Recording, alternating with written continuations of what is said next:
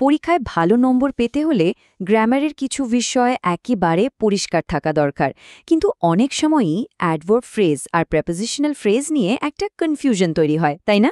আজকের এই আলোচনায় আমরা দেখব কিভাবে এদের গঠন আর কাজের মধ্যে পার্থক্যটা বুঝে খুব সহজেই এই দুটোকে চেনা যায়। চলুন তাহলে শুরু করা যাক। স্ক্রিনে দেখুন, একটা খুবই সাধারণ বাক্য আছে, শি র্যান, মানে সে দৌড়েছিল।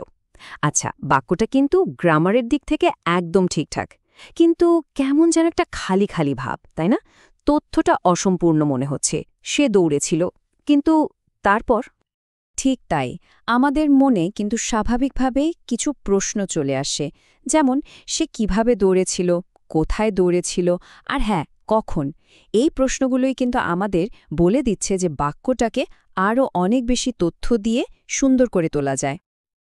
আর এইবার দেখুন তো, ফ্রেজগুলো যোগ করার পর বাক্যটা কেমন জীবন্ত হয়ে উঠেছে। She ran by leaps and bounce in the field in the early morning. দারুণ না? এই যে বাড়তি তথ্যগুলো, এগুলোই হলো ফ্রেজ।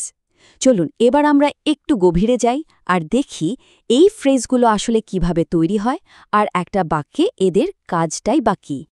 তাহলে যে কোনো কিছু বোঝার আগে তার মূল ভিত্তিটা জানা দরকার। আমাদের ক্ষেত্রে সেই ভিত্তিটা হলো প্রেপোজিশনাল ফ্রেজ। এটাকে অনেকটা একটা বিল্ডিং ব্লক বা ইটের মতো ভাবতে পারেন। এর গঠনটা বুঝতে পারলেই বাকিটা সহজ হয়ে যাবে। এর সংজ্ঞাটা কিন্তু খুবই সহজ। একটা প্রেপোজিশনাল ফ্রেজ তৈরি হতে লাগে মাত্র দুটো জিনিস, একটা প্রেপোজিশন আর তার সাথে একটা নাউন ফ্রেজ। স্লাইডের ফর্মুলাটা দেখুন, প্রেপোজিশন প্লাস নাউন ফ্রেজ। কি খুব সোজা মনে হচ্ছে না? এখন এই উদাহরণগুলো দেখলে ব্যাপারটা আরও পরিষ্কার হয়ে যাবে। প্রথমটা দেখুন, ইন দ্য রুম। এখানে ইন হলো প্রেপোজিশন আর দ্য রুম হলো নাউন ফ্রেজ। খুব সহজ। পরেরটা উইথ হিজ ব্রাদার, একই ব্যাপার। উইথ হলো প্রেপোজিশন আর হিজ ব্রাদার হলো নাউন ফ্রেজ। গঠনটা একদম জলের মতো পরিষ্কার, তাই তো? বেশ, আমরা তো গঠন বা স্ট্রাকচার কি তা শিখে ফেললাম, কিন্তু একটা ফ্রেজ বাক্যে কি কাজ করে, তার ভূমিকাটা কি? এখানেই আসছে অ্যাডভার্ব ফ্রেজের ধারণা। মনে রাখবেন, এটা কিন্তু গঠনের উপর নয়, বরং কাজের উপর ভিত্তি করে তৈরি হয়। যখন কিছু শব্দ একসাথে হয়ে একটা অ্যাডভার্বের মতো কাজ করে, তখন তাকেই বলে অ্যাডভার্ব ফ্রেজ। আর এটাকে চেনার সবচেয়ে সহজ উপায় কি জানেন? এটা ভার্বকে কখন, কোথায়, কিভাবে বা কেন দিয়ে প্রশ্ন করলে উত্তর দেয়। পরীক্ষার জন্য এই কৌশলটা কিন্তু দারুণ কাজের। এই টেবিলটা দেখুন, অ্যাডভার্ব ফ্রেজের কাজগুলো খুব সুন্দর করে দেখানো হয়েছে। প্রথম বাক্য, he came in the morning. যদি প্রশ্ন করা হয় সে কখন এসছিল, উত্তর কি? In the morning. এটা সময় বোঝাচ্ছে। ঠিক একইভাবে they play in the field. কোথায় খেলে? উত্তর হল ইন দ্য ফিল্ড। এটা স্থান বোঝাচ্ছে।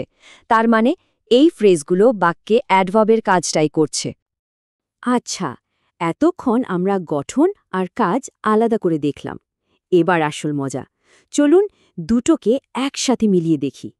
এখানে অ্যাডভার্ব ফ্রেজ আর প্রেপোজিশনাল ফ্রেজের আসল সম্পর্কটা বোঝা যাবে আর সব কনফিউশন দূর হয়ে যাবে। প্রস্তুত তো? চলুন আমাদের সেই পরিচিত উদাহরণটাকে আবার ভালো করে দেখা যাক। ইন দ্য মর্নিং, এই একটা ফ্রেজ দিয়েই পুরো ব্যাপারটা পরিষ্কার হয়ে যাবে। প্রথমে এর গঠন বা স্ট্রাকচারটা দেখি। এখানে ইন হলো একটা প্রেপোজিশন আর দ্য মর্নিং হলো একটা নাউন ফ্রেজ। সুতরাং এর গঠন অনুযায়ী এটা নিঃসন্দেহে একটা প্রেপোজিশনাল ফ্রেজ। এটা তো আমরা আগেই শিখেছি। এখন আসি এর কাজে। হি কেম ইন দ্য মর্নিং।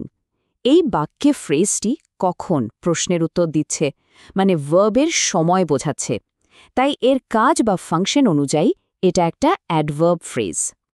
তাহলে মূল ব্যাপারটা কি দাঁড়ালো? একই ফ্রেজের দুটো পরিচয় থাকতে পারে। এর গঠন হলো প্রেপোজিশনাল ফ্রেজ আর এর কাজ হলো অ্যাডভার্ব ফ্রেজ।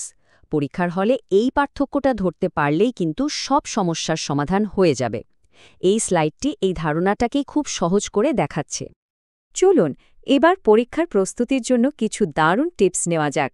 এমন কিছু কমন ফ্রেজ আছে যেগুলো বারবার পরীক্ষায় আসে। এগুলো যদি চিনে রাখা যায় তাহলে পরীক্ষার হলে অনেক সময় বাঁচানো সম্ভব।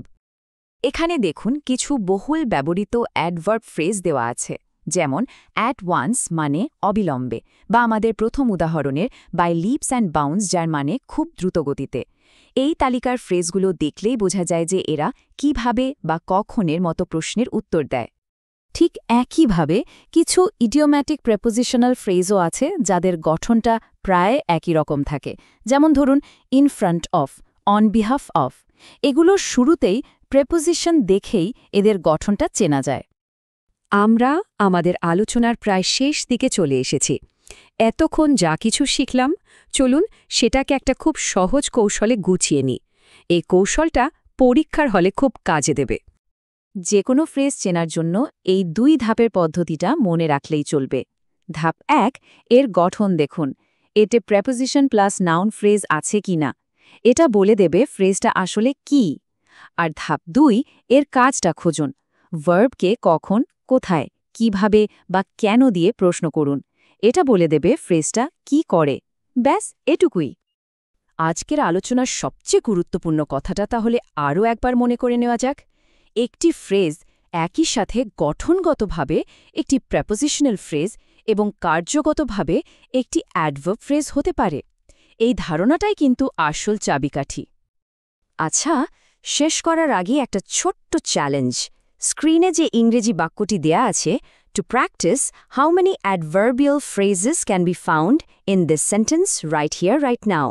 বলুন তো, এই বাক্যে মোট কয়টি অ্যাডভার্বিয়াল ফ্রেজ লুকিয়ে আছে? উত্তরটা কমেন্টে জানাতে পারেন কিন্তু। এই অনুশীলনটা করলে আজকের শেখাটা আরও ভালোভাবে মাথায় গেঁথে যাবে।